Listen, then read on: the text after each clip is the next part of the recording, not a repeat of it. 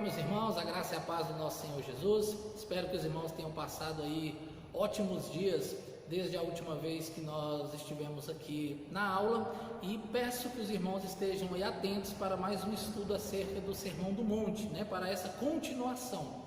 Nós estudamos na última aula acerca do caráter cristão. Serão 3 aulas sobre o caráter cristão que se encontra nas bem-aventuranças do Sermão do Monte. As bem-aventuranças, o bem-aventurado significa a felicidade genuína, felicidade autêntica, ou seja, verdadeiramente feliz. Não a felicidade que o mundo oferece, que depende das circunstâncias, daquilo que está à nossa volta, mas da felicidade que vem de Deus e que, portanto, brota de dentro de nós através do seu Espírito Santo.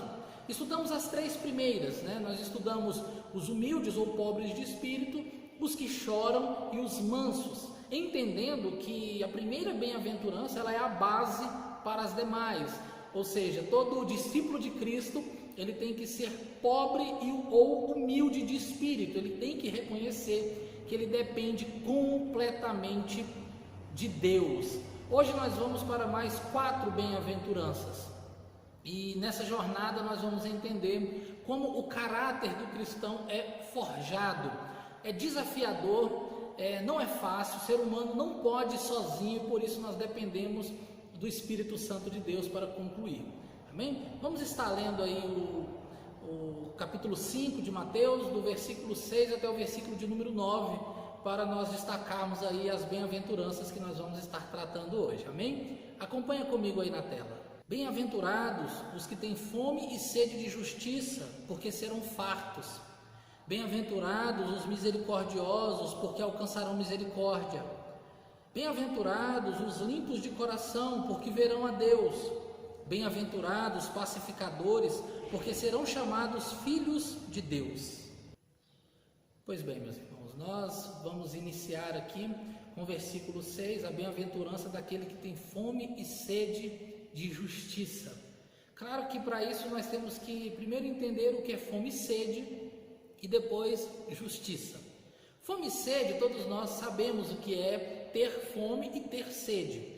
Graças a Deus, a maioria de nós, dos que estão aqui nos vendo, nos assistindo, não sabe o que é passar fome, ou seja, passar dias sem ter o que comer, dias, talvez, em muitos casos, sem ter também o que beber. Isso pode levar à inanição, à morte e gerar aí esse mal no corpo físico, O ato de se alimentar, ele é inerente ao ser humano, faz parte do ser humano, O bebê ali já nasce precisando se alimentar, e durante toda a vida nós vamos passar aí os dias correndo atrás desse alimento, ou seja, é algo essencial, O meu alimento e aquilo que eu vou beber é essencial para que eu continue vivo.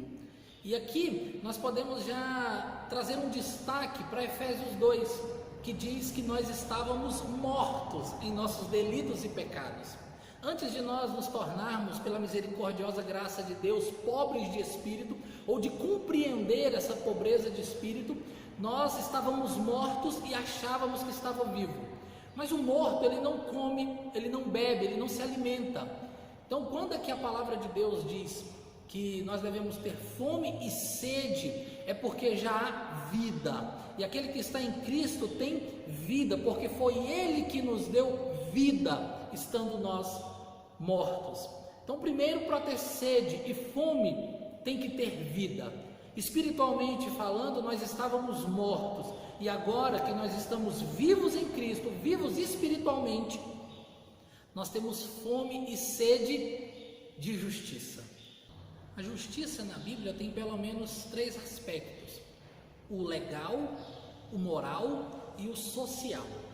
Falando primeiramente do aspecto legal, nós estávamos condenados pelo pecado, e a nossa condenação, a sentença era morte eterna, morte espiritual, a morte física e a morte eterna.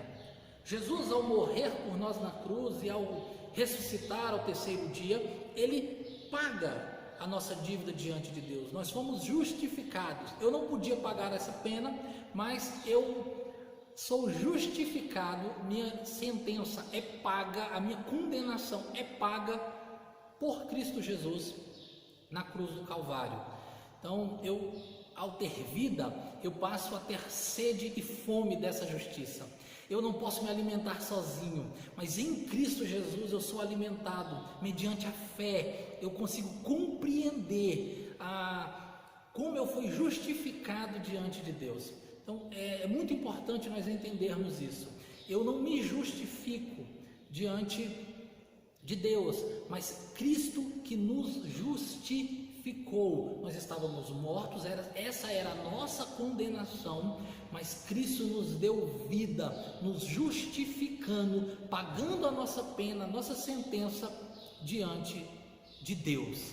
Então nós temos fome e sede, e essa fome é saciada pelo pão da vida, pela água da vida, que é o nosso Senhor Jesus. Somos saciados nele. Um outro aspecto é o aspecto moral. E aqui, meus irmãos, eu não estou falando do moralismo pregado muitas vezes nas redes sociais, pregado por religiosos. Eu não estou falando aqui da moral farisaica, mas eu estou falando de um comportamento de vida, de uma conduta, de um caráter cristão. É aquilo que eu sou, é a transformação que o Espírito Santo de Deus gera em mim, esse senso de justiça moral, de entender o que é certo e o que é errado, mediante o que o Espírito Santo de Deus tem feito em nós e nos revelado através da sua palavra. Também é importante na vida do crente, é essencial a santidade, viver em santidade, entender que há uma necessidade de uma transformação. Eu, como cristão, eu não posso ser o mesmo que eu era antes de conhecer a Cristo. Ao encontrar com Cristo, ao ter esse encontro com Cristo, essa justiça moral que é pregada na minha mente, no meu coração, essa metanoia, essa transformação de mente, vem a partir do Espírito Santo de Deus, e eu passo a ter fome e sede de ser transformado dia após dia em Cristo Jesus.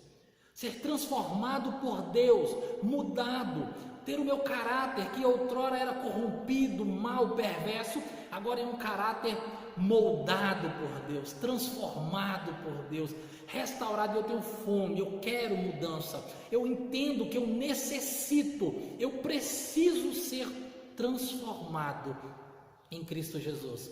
Justiça moral. A outra justiça também que nós vemos na Bíblia é a justiça social. O crente tem que lutar contra as injustiças sociais no mundo. E aqui nós entramos em um debate quase que político, porque infelizmente nós vemos que determinadas ideologias têm tentado comprar essa luta para ela. E muitas vezes, ao olharmos para as ideologias, nós falamos: não, isso não é para nós, porque isso faz parte de certas ideologias. Meus irmãos, nós temos que abrir mão dessas ideologias quando nós olhamos para a Bíblia Sagrada. Eu não quero saber se quem defende é a esquerda, é a direita, é o centro. Eu não quero saber se determinado político diz isso ou não diz isso. Quando eu olho para a Bíblia, eu esqueço tudo isso, porque a Bíblia me manda ter uma justiça social, toda ela, desde o Antigo Testamento até o Novo Testamento. Nós vamos ver Deus dizendo: cuide das viúvas, cuide dos órfãos, estenda as mãos para os miseráveis, para os sofredores, para aqueles que sofrem. E muitas vezes nós temos evitado ou deixado isso de lado, porque nós não queremos nos envolver com política. E aqui eu não estou dizendo que nenhum lado nem o outro está certo, ou que você tem que ser isso ou aquilo, mas o que a Bíblia nos diz é que nós, como cristãos, temos que ter a justiça social em nossa mente, em nosso coração. Nós temos que entender que tem pessoas que passam fome, tem pessoas passando dificuldade, necessidade, e cabe à igreja, como ela fez em Atos dos Apóstolos, como ela fez, como Deus ordenou que Israel fizesse no Antigo Testamento, como a igreja, como Jesus pregou e fez, como em Atos também é feito, como a igreja primitiva fez.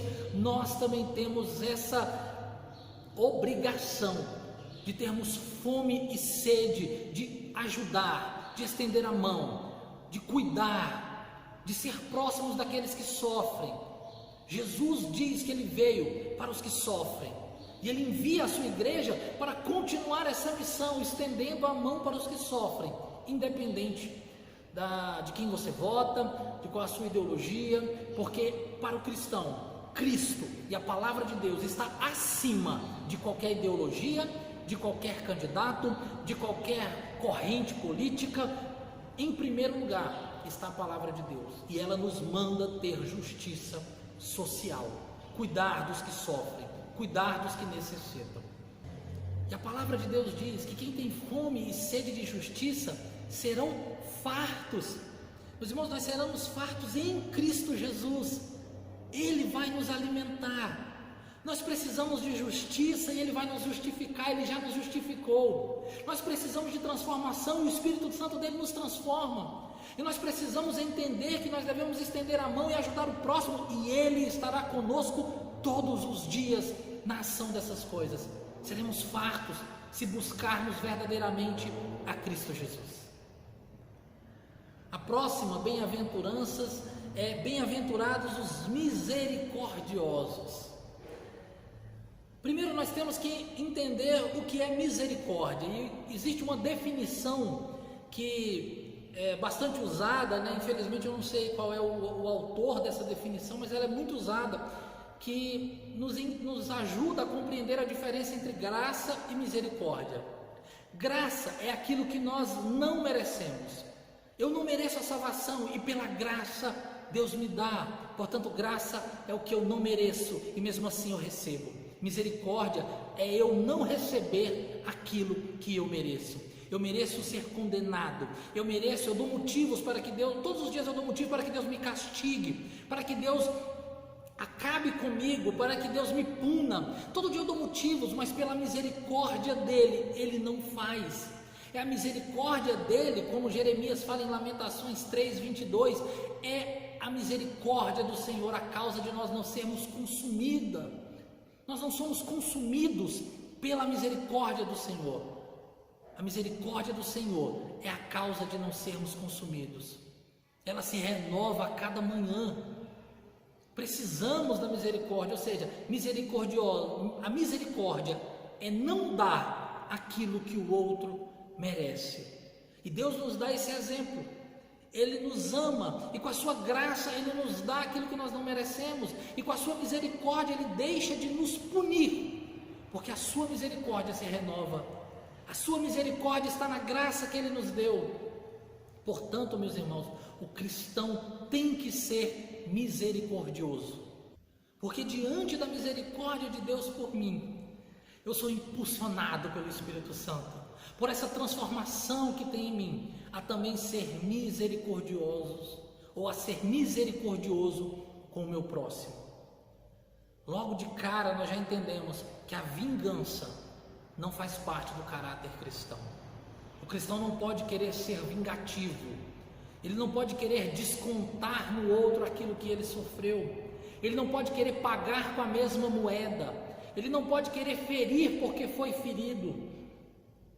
O olho por olho, dente por dente não faz parte da vida e do caráter cristão, porque o cristão, para ser feliz genuinamente, verdadeiramente, ele tem que ser misericordioso. Por quê? Porque ele já foi alcançado pela misericórdia divina, e ao ser alcançado por essa misericórdia, ele tem a consciência de transformação e mudança, e nessa mudança não cabe mais a ele agir com vingança, com maldade, com crueldade diante do próximo, pagando o mal com o mal. Tem uma frase de Philip Yancey que eu gostaria de destacar aqui. Ele diz o seguinte: ser cristão é perdoar o imperdoável nos outros, pois Deus perdoou o imperdoável em nós.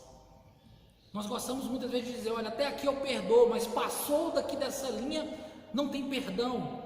Fez isso comigo, olha, até aqui eu tolerei, mas a partir daqui já é um exagero, então eu não perdoo mais.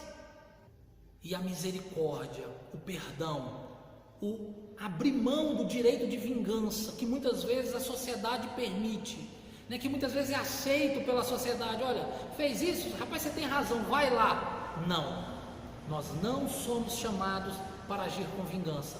Pelo contrário, nós somos chamados para agir com amor, com paciência, com cuidado, com misericórdia. Bem-aventurado os misericordiosos. Seja misericordioso, perdoe, abra mão da vingança, abra mão do descontar, do ferir, porque Deus abriu mão pela graça, pela misericordiosa graça dele, de também fazer isso contigo.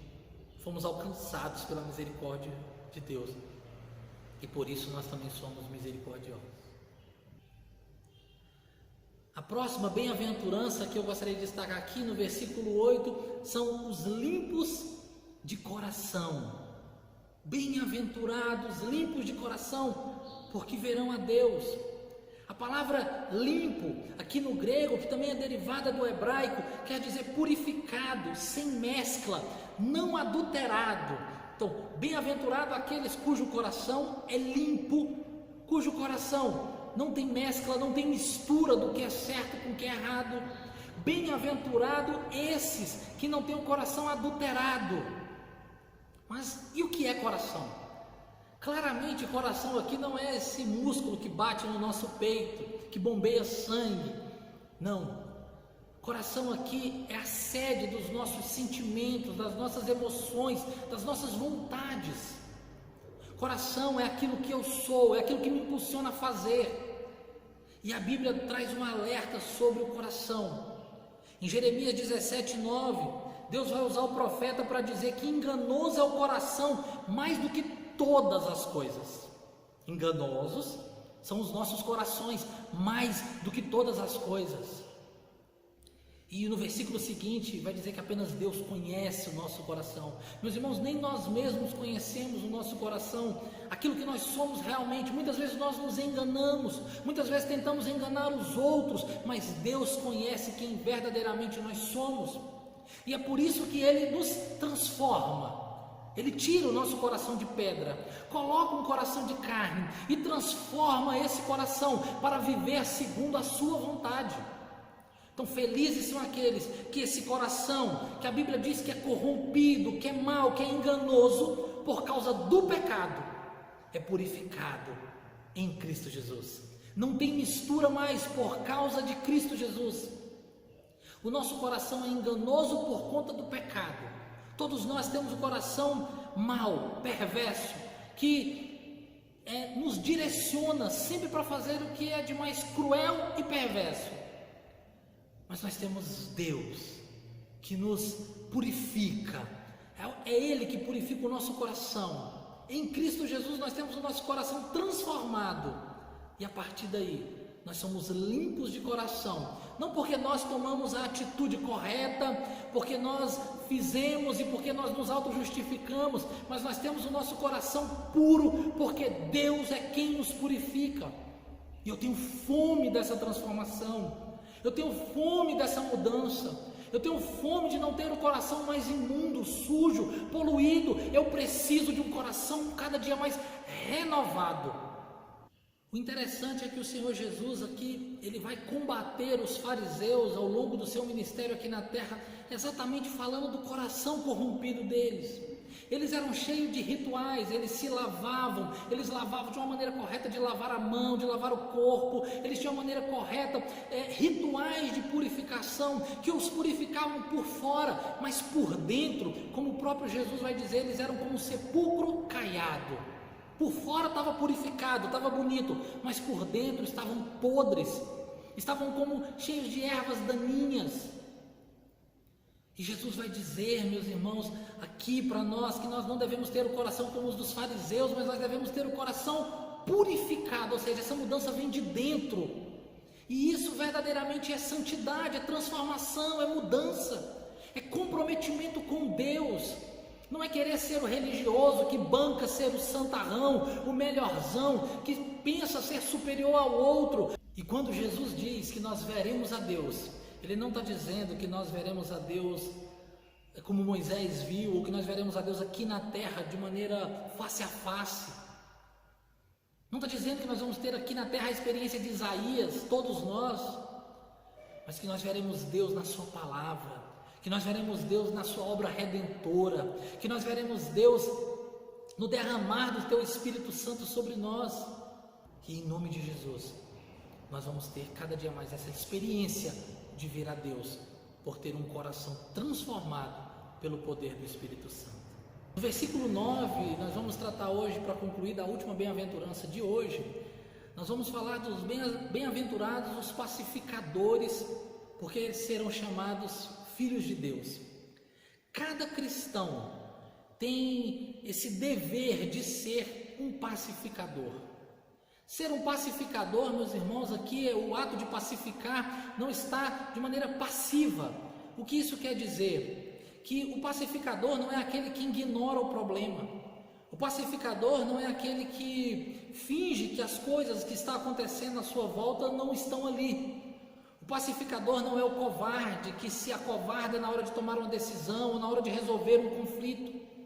Pelo contrário, o pacificador é aquele que vai buscar resolver os problemas, que vai procurar encarar as dificuldades, que vai ver aquilo que está acontecendo à sua volta, mas o seu meio de resolver as coisas, de buscar a paz, não é com brigas, não é com contendas, não é com ofensas, não é com xingamentos, é com humildade, com amor, com cuidado.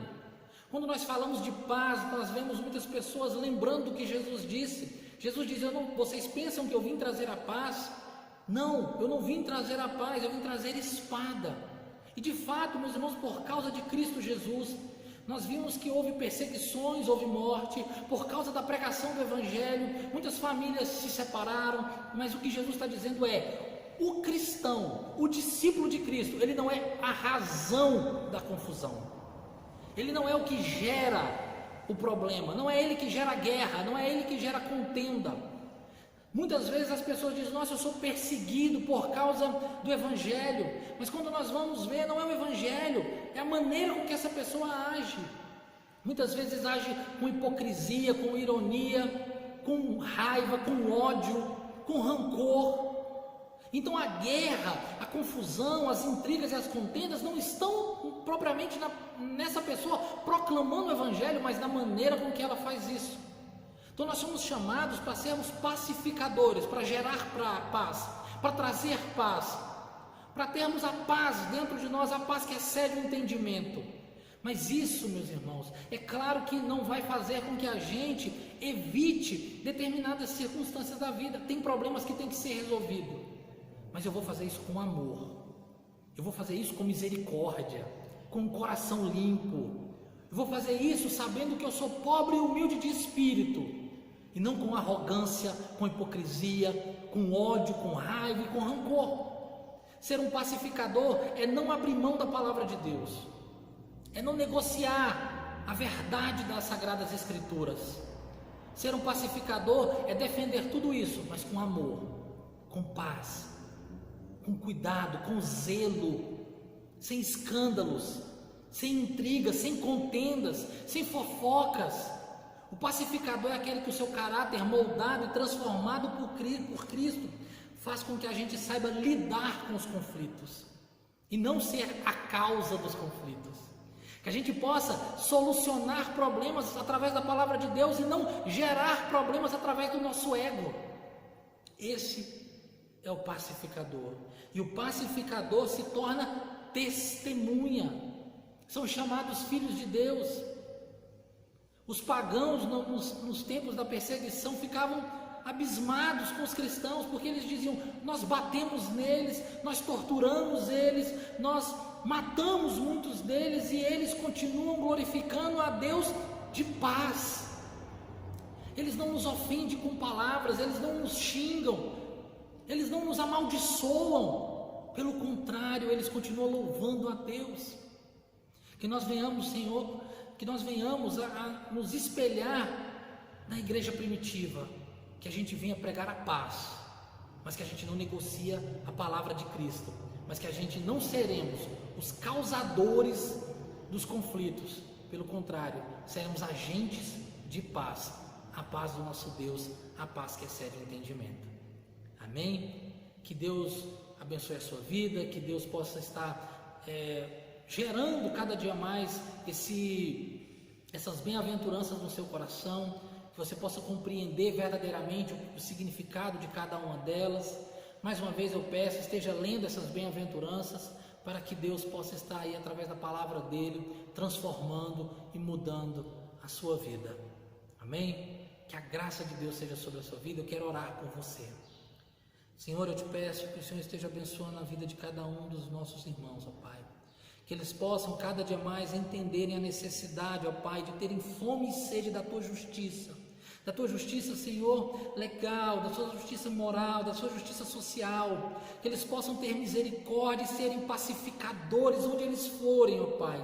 Que nós possamos, ó Deus, a cada dia mais vivermos conforme o Teu reino, que o nosso caráter seja mudado, ó Deus, e transformado, que a gente possa viver essa contracultura cristã como pacificadores, pregadores do Teu Evangelho e da Tua Palavra. É o que eu te peço, ó Pai, para a nossa vida, em nome de Jesus. Amém. Amém, meus irmãos. Aqueles que não são inscritos aí no canal, se inscrevam, toquem o sininho, compartilhem essa mensagem. E esteja aí, aqueles que não viram ainda nenhum estudo, esteja aí olhando os estudos anteriores, amém? Que Deus abençoe, fique na paz.